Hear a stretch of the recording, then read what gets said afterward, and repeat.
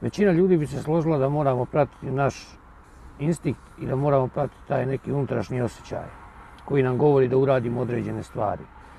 Međutim, u nekim situacijama to se pokaže kao pogrešno i zbog toga možemo dobro da nagrabusimo. A ovo je priča o tome.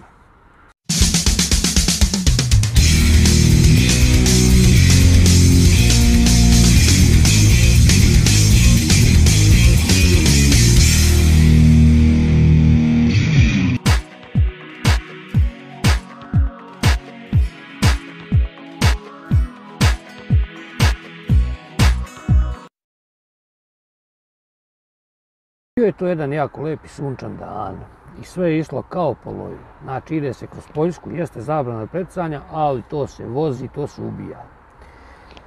I krenem ja tako, uđem u Češku, dođem do autoputa, prva Shellova pumpa, uključujem se na autoput, prva Shellova pumpa, mesta za parking koliko hoćeš. Znači bukvalno možeš parkirati popreko i dalje ostaje mnogo mesta. I računam ja, ajde rano mi je tu da stanem, taman sam ušao u 10. sat vožnje, to je negdje 2-3 minuta, rekao odoh ja do Olomouca, dole me čekaju dvojica kolega, rekao taman dole dođem, to je neki 40 minuta, taman za taj dan dosta. I peglam ja, peglam, dolazim na Olomouc da stanem, hoćeš preko sutra. Nema jednog jedinog mesta, provlačim se ja kroz pumpu, verujte mi, jedva sam prošao kroz pumpu. Nema, znači, svi su stali gdje je mogao kamion da stane i sve je blokirano, znači, bukvalno je jako teško da se provučeš kroz pumpu. Evo šta ću ja, gledam, ja već imam 9 sati 45 minuta vožnje, ne znam šta da radim. Uđem na Google mape, vidim ja dole prema Brnu je zakovalo do Boga, znači, crveni se na 2-3 mjesta radovi, ludilo.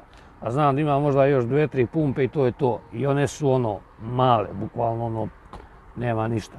Nikad nema mjesta, tu nema mjesta, nikad još napraviš 45 minuta pauzu. Ništa, peglam ja dalje, uletim u prve radove, uletim u druge radove, peglam ja, peglam. Ali sam rekao da imam 9:45 vožnje, znači peglam, stajem na neku pumpu pred Brnom, ona je ono, van autoputa je, okrenuo se ja, ma ne može nigde da se stane, nema šanse, znači svi su stali već, znači kamioni su, znači Bože, znači gdje je bilo slobodnog mjesta tu je kamion posađen, znači gdje god ima mjesto, gdje god ima zgodno mjesto ti kamion posadi i to je katastrofa. Vidim ja da onda na isključenju, u stvari to je već u uključenju, s autoputa stoje neki kamioni.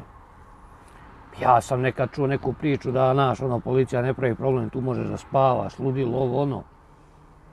Ništa, izletim ja, izađem tu, stanem, ispred mene Poljak, ja stanem, navučem zavese, nešto umoran, evo krenuo u 2 sata ujutru. Stanem, navučem zavese, da spavam. Sad to je neko proširenje, to je proširenje na autoputu, kao ima mjesta za 2 trake, ali 1 traka i ovo je, eto, kao, ne znam kako da ga opišem, jebi ga, koji vozi Češku zna o čemu priča. Ja sam legao, zaspao i poslije neka 3 sata čujem nešto neka buka, neka frka na polju. Ja otvaram zavesu, stoji policija između mene i Poljaka. I dolazi policajac, kuca na vrata. Da, pita me, spavaš ovdje? Rekao, pa, mislio sam. Kaže, ne može, kao dođi da ti napišemo kaznu i onda moraš da ideš odavde. Ja šta ću, evo ja svađam, nema ništa. Izlazim ja, dolazim dole do kombija, pišu mene i pišu kolegi Poljaku ispred. Sad tu ima nešto, ne znam nija šta je to, ali to neki stari put ili nešto. Bukvalno van autoputa, tu ima mjesta za jedno 5-6 kamiona, tu su isto ljudi parkirani i oni su došli, uglavnom sve Poljaci. Došli su i pričaju s ovim policajcima da nigde nema od Ostrave mjesta, da sve pumpe pune, da su radovi, da je katastrofa, ludilo. Policajac bukvalno kaže, mene to ne zanima. Ja sve to znam, ali mene to ne zanima. I ništa, on meni napisa mi onu kaznu. koliko? Otprilike neki 125-6 evra.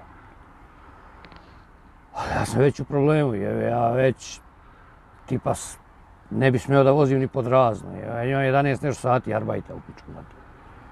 Ništa, on kaže pali kamion i vatra, ne možeš tu da stojiš. Ja upalim kamion i odmah uletim u prvu kolonu, prve radove. Jedne, druge ispred Brna. I stanem na D2 parking. Dolo krenu od Brna prema granici sa Slovačkom i stanem na D2 parking. Računam, platio sam kaznu, šta ću, moram da idem, nema više gdje da stanem. Sve je puno, znam da na D2 verovatno ima mjesta. I stanem na D2, platim parking koji je poprilično skup, ali nema veze, mislim šta da radim, moram tu da stanem. To jest moram negdje da stanem, a to mi je jedina opcija trenutno. I na kraju saberem, ja sam imao 19,5 sati arbajta i ja mislim 12,5 sati vožnje. Tad se dovučem do Hrvatske. Ja mislim da sam istovario, idem kući. Idem kući i vraćam se. Pita mene šef o tome šta je bilo, ja mu pričam. Da su me otjerali, da sam platio kaznu i sve i jebi ga. Šta se desilo? Ali sad ide prava dramaturgija. Jer ja sam se vratio se da radim i tipa imam 7-8 dana dok mi prođe 28 dana od tog prekoračenja i odlazim za Finsku. U Poljskoj me niko ne zaustavlja, u Finskoj niko, sve je gore super. I vraćam se u Poljsku i u međuvremenu skontam ja isteklo mi je dan. Tipa. To je 30. dan od prekoračenja. I ulazim u Poljsku, prolazim prvu patrolu ITD-a i rekao dobro je, nisu me zaustavili, nisu me dirali. Dolazim kod druge patrole, znak isključenja, ja se isključujem na pumpu, preusmeravaju sve kamione. Ja na pumpu, kad brat, džidom ova, brate. Ništa ja tamo. Sad ja nisam siguran kako oni to računaju, šta računaju. Ja mu kažem, dam ispis, ovako ispis, gledaj, nema šta ne u kadar, ovako ispis. Kreni, stani, znači, ludački. I on gleda što sam napisao, ja napisao, brate, mili, cijelu priču je bila. I gleda on i kaže, molim te, kao objasni mi. Pričamo na engleskom. Kao molim te objasni mi šta je bilo. Ja mu kažem da nije bilo mesta, da sam stao na isključenje, da me kaznila policija, da su mi naredili da odem, da sam morao otići. I ne vredi, jer ja sam uspio da probijem i arbajte i vožnju i 4,5 sata sam uspio prebiti nekih 20 minuta je bilo. I on je otišao, ode u kombi, pregleda karticu i sad sve je okej. I ja ga nisam ni pitao, mislim samo je papiri da bježim. Sve je u redu, ja ga nisam pitao da li on mogao da me kazni ili nije mogao da me kazni i da je to možda bilo u roku, da li bi me kaznio, da li ne bi, jer već sam imao slučaj da me nisu kaznili. Kad sam isto tako prekoračio arbajte i vožnju 4,5 sata sve u jednom, ali tad sam tipa prekoračio nešto tipa 4,5 sata za 5 minuta, vožnju za pola sata, arbajte za pola sata. Nije bilo toliko strašno kao sad. Tako da izvukao sam se, nisam platio kaznu, osim onih 125 € što sam parkirao tu kao na autoputu. Nije to autoput, uključenje i jeste i nije sad. Nemam pojma. Tako šta da vam kažem, vodite računa, nije lagano. Stajte, ako ima, nije bitno, stani, pogledaj Google mape. Ja sam pogledao Google mape, možda bi ja drugačije uradio. Ali ja nisam pogledao Google mape da vidim kakvi su zastoji i kako je stanje nizbrdo. Tako da nekad ne treba verovati sebi, nego treba stati, da ne bi najebo. Ja nisam mnogo, 125 € nije strašno, ali moglo da bude mnogo više. Još jedna stvar, vidim mnogo vas koji gledate, niste me zapratili, zapratite, vredi mi, komentarišite, delite video, lajkujte, pa se vidimo nekom drugom prilikom.